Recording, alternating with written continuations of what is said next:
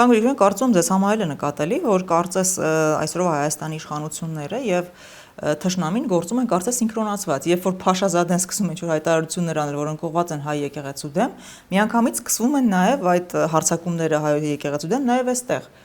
Արդյոք դրանք համընկնում են ձեր կարծիքով։ Դե փաստ է, իմ կարծիքով չէ։ Համընկնում են բնականաբար եւ ամեն հայոց կաթողիկոսի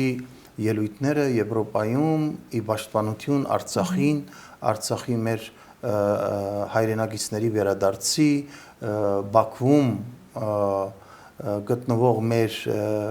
հայորդիների, մեր գերիների իրավունքների եւ առհասարակ սա շատ կարևոր մեզ համար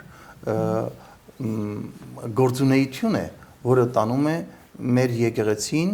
եւ մեր վեհապարը։ Դրա համար, ասենք, երբ դրանից հետո սկսում են մեր թշնամիները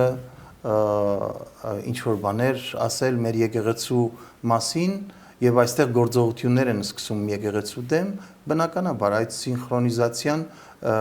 նկատելի է ոչ միայն ինձ համար, այլ բոլորի համար, նույնիսկ այն մարդկանց համար, ովքեր որ